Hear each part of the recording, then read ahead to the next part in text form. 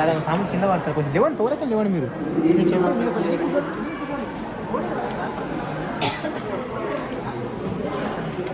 ఏమని చెప్తాను కనీసం ఇయ్యని నడవచ్చు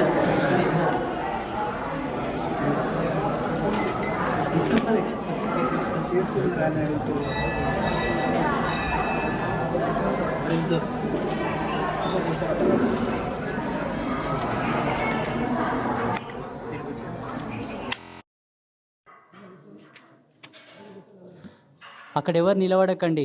ప్రదక్షిణలు చేసే వాళ్ళ కడ్డు నిలబడకండి, కొంచెం పక్క మీద ఉండండి. వాళ్ళు గుడి మీద పసుపు వేసి కూడా తిరుగుతారు కదా, వాళ్ళ కడ్డు నిలబడకండి.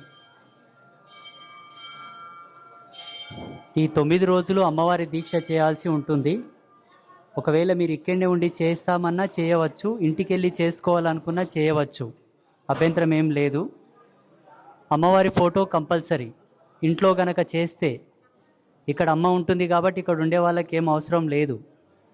ఇంట్లో చేసుకుంటే లలిత అమ్మవారి ఫోటో పెట్టుకోండి, లేదా లక్ష్మీ అమ్మవారి ఫోటో పెట్టుకోండి, సరస్వతి అమ్మవారి ఫోటో పెట్టుకోండి. ఏదైనా ఒక అమ్మవారి ఫోటో ఉండాలి.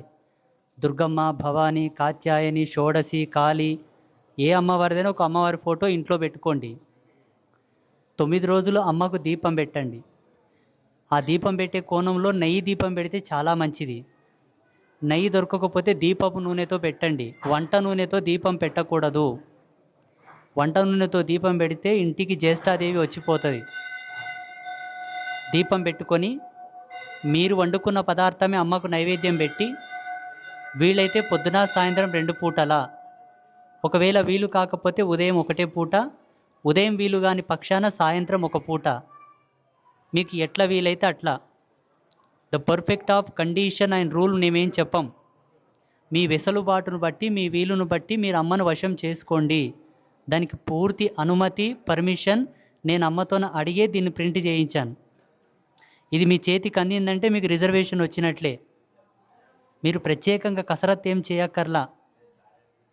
మీకంటూ ఒక పాత్రత, ఒక ధర్మం, ఒక బాధ్యత, ఒక అథారిటీ ఆఫ్ పర్ఫార్మెన్స్ ఉండాలి కాబట్టి మీకు కొన్ని చెప్తాం మేము, అంతే. 2 పూటలే చేయండి. చక్కగా అమ్మకు దీపం పెట్టిన తర్వాత ఒకసారి చూడండి, నేను చెప్తాను. పైన ఎరుపు వర్ణపు అక్షరాలతో ఉన్నది లలితా మహాదేవి యొక్క మూలమంత్రం. నేను చెప్తాను, ఒకసారి చూడండి. ఓం ఐం హ్రీం శ్రీం లలిత త్రిపుర సుందరి దేవ్యై నమః. ఇది లలిత అమ్మవారి యొక్క మూలమంత్రం. ఈ మంత్రంను ఒకసారి చెప్పిన తర్వాత కిందిది చెప్పాలి. నేను చదువుతాను, మీరేమనకండి, ఒక చూడండి. శ్రీ లలిత మూలమంత్ర కవచం, దాని కింద ఉంది కదా బ్లాక్ అక్షరాలు ఉన్నాయి కదా, నల్ల అక్షరాలు, అది అమ్మవారిని మీ వైపు ఆకర్షితము చేసుకొనుటకు, అమ్మవారు మిమ్మల్ని చూడడానికి ప్రేరేపింపబడేటటువంటి మంత్రం ఆ కింద ఉన్నది. వినియోగ మంత్రం ఉంటుంది. మూలమంత్రం ఒకసారి చెప్పిన తర్వాత చేతిలో అక్షింతలు తీసుకొని ఈ కిందిది చెప్పాలి.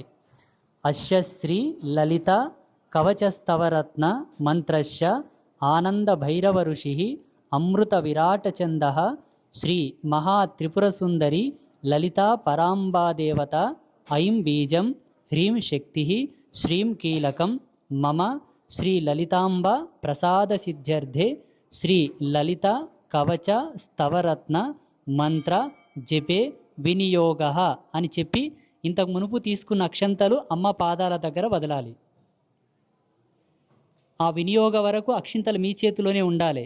ఎందుకనగా వినియోగ మంత్రం చెప్పిన తర్వాత దేవుడికి నీళ్లు అక్షింతలు గనక వదిలితే భగవంతుడు మీ ఆధీనంలోకి వచ్చినట్లు, కట్టుబడిపోతాడు.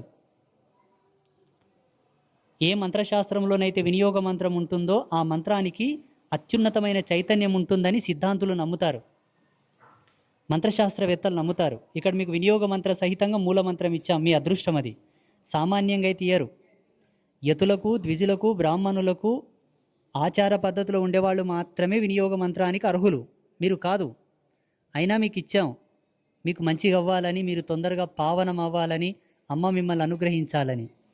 వినియోగ మంత్రం దగ్గర అక్షింతలు వదిలేసిన తర్వాత కింద అంగన్యాస కరన్యాసాలు ఉన్నాయి, అవి నేను చేస్తాను, మీరు చూడండి, నన్ను చూడండి.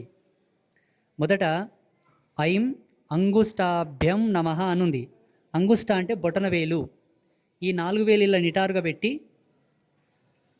ఈ చూపుడు వేలుతోన బొటనవేలు మధ్యలో తాకాలి. ఐం అంగుష్టాభ్యం నమః అని అమ్మవారికి ఇలా చూపెట్టాలి. ఈ 3 వేలు నిటారుగా పెట్టాలి. ఇవి ఎంత నిటారుగా ఉంటే అంత ఎనర్జీ మీరు తీసుకుంటున్నట్లు, మీలో ఉన్న నెగిటివ్ అమ్మకి ఇస్తున్నట్లు ఇట్లా చూపెట్టాలి. ఐం అంగుష్టాభ్యం నమః అని. దాని కింద చూడండి, హ్రీం తర్జనీభ్యాం నమః. తర్జని అంటే చూపుడు వేలు. ఈ బొటన వేలు ఉంది కదా, ఈ బొటన వేలుతో చూపుడు వేలు మధ్యలో తాకాలి. తాకిన తర్వాత తర్జనీభ్యాం నమః అమ్మకి ఇలా చూపెట్టాలి 3 సార్లు. దాని కింద చూడండి, శ్రీం మధ్యమాభ్యాం నమః. చూపుడు వేలు తర్వాత మధ్య వేలు ఉంటుంది కదా, ఇదే బొటన వేలుతో మధ్య వేలి మధ్యలో తాకాలి. అమ్మకు 3 సార్లు చూపెట్టాలి. శ్రీం అనామికాభ్యాం నమః. ఉంగరపు వేలు, అనామిక అంటే ఉంగరపు వేలు. ఈ బొటన వేలుతో ఉంగరపు వేలు మధ్యలో తాకి అమ్మకు 3 సార్లు చూపెట్టాలి. హ్రీం కనిష్ఠికాభ్యాం నమః. అనగా చిటకన వేలు మధ్యలో తాకాలి, అమ్మకు 3 సార్లు చూపెట్టాలి.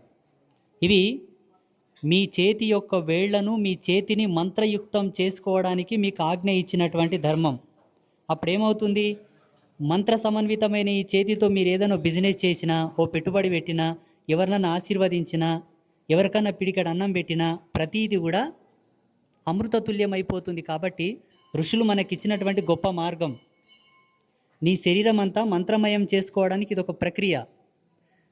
తర్వాత ఐం కర తళ కర పృష్ఠాభ్యాం నమః.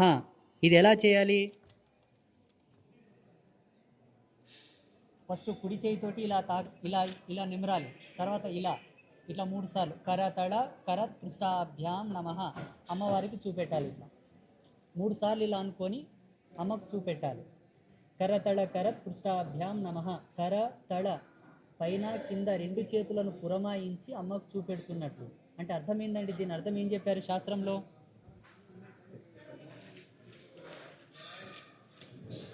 జగతిలో 2 జాతులు ఉన్నాయి కదా, స్త్రీ జాతి, పురుష జాతి. ఈ రెండింటికి ప్రతిరూపాలుగానే మీరు చిన్నమస్తాదేవి యొక్క ప్రతిమ చూడండి. చిన్నమస్తాదేవి కాళ్ళ కింద రతి మన్మధులు ఉంటారు, కామేశ్వరి కామేశ్వరుడు. వాళ్ళిద్దరికి ప్రతీక ఈ కర తళ కర పృష్ఠాభ్యాం నమః. ఆడ మగ ఈ 2 శక్తులే నీవని చెప్పడానికి అదొక ప్రతీకగా చెప్తారు మంత్రశాస్త్రంలో. యోగశాస్త్రంలో ఇంకొక అర్థం ఉన్నది, అది అలా చేయాలి. తర్వాత ఐం హృదయాయ నమః. చూస్తున్నారా? ఐం హృదయాయ నమః అలా చెప్పినప్పుడు ఈ 4 వేలు ఇట్లా మధ్యలో గ్యాప్ లేకుండా నిటారుగా పెట్టి బొటన వేలుతో ఉంగరపు వేలు మధ్యలో తాకి ఐం హృదయాయ నమః అన్నప్పుడు హృదయం దగ్గర తగిలించాలి. హృదయం అంటే ఎక్కడుంటుంది చెప్తారు ఎవరన్నా? మనకు ఎడమ చేయి వాటంగానే అందరికి తెలుసు. కానీ ఎడమ చేతి వాటంగానే స్తనము యొక్క కింది భాగంలో ఎడమ చెయ్యి, ఎదరొమ్ముకు కింది భాగంలో ఎడమ చెయ్యి, అది హృదయ స్థానం, అక్కడ తాకాలి. తర్వాత హ్రీం శిరసే స్వాహ.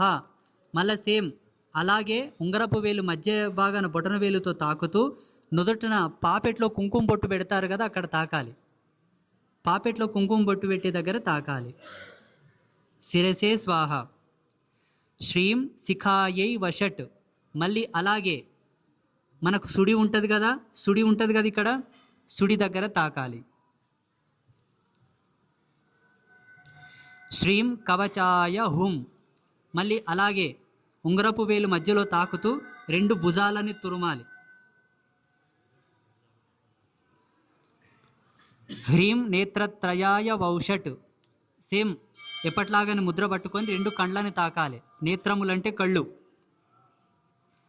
ఐం అస్త్రాయ ఫట్. ఇది శరీర ధర్మంతో ఉండేటటువంటి అన్ని శక్తులను, పంచ జ్ఞానేంద్రియాలను, పంచ కర్మేంద్రియాలను భగవంతునికి అర్పణం చేసి నిన్ను జితేంద్రియులను చేయడానికి వేసేటటువంటి ప్రణవ ముద్ర అంటారు దీన్ని.